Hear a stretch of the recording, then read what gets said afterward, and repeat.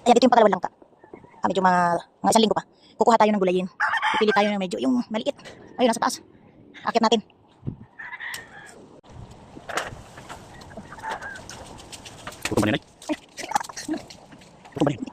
Magkakati kami ng mamoy dito sa bundok. Gugulay kami langka. Ayan, binabalatan na.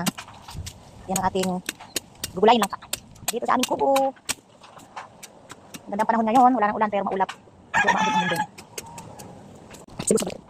Ang laban naman ng sila.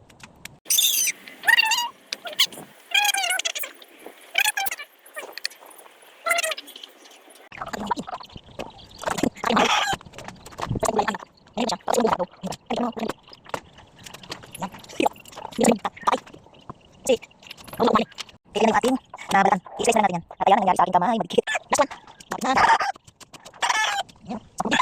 Yan, mag-ready na tayo ng mga sahog, mga ricados. Ayan, may paminta, may luya, bawang, sibuyas at sardinas.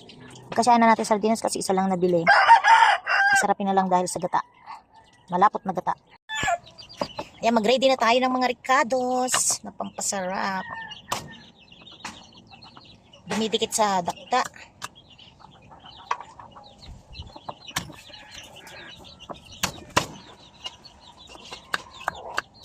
Bawang. Madikit sa dakta. Yung luya. Masarap talaga maraming luya. Yung lasang-lasa ang luya.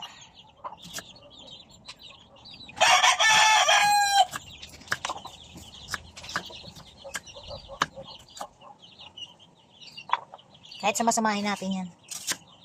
Kasi isang lagayan sama-sama yung pakukuluan sa pangalawang gata. Lahat ng mga ricados, pakukuluan muna sa ikalawang gata. Then, pag malasa na yun, sa kanya ilalagay yung langka. Minta, sardinas.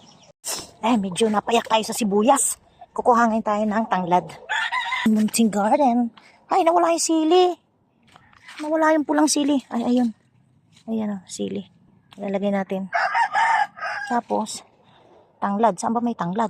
Ay, ito. Ito. Kuha tayo ng tanglad.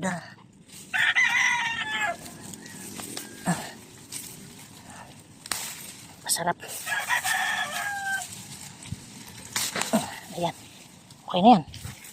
Okay na. Pasag na kami sa aking lulutuin gulay. Okay na itong pangpahanghang dahil kasi may kakain bata. Tsaka ayan, tanglad.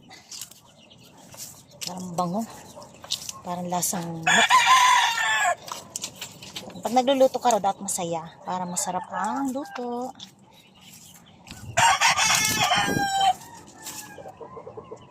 Ito guys, ay pinakakuha muna namin. Kasi hindi namin luto ng langka. Hindi namin direct niluluto siya. Pinakakuha muna namin para yung takta niya, maalis yung kanyang takta. Sige yan, pukulan namin yung ricados sa dalawang takta.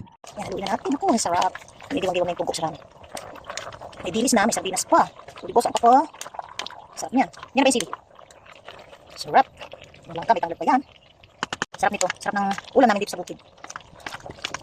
Hindi na binili. Sahog lang ang binili. Okay na to. Sarap na to.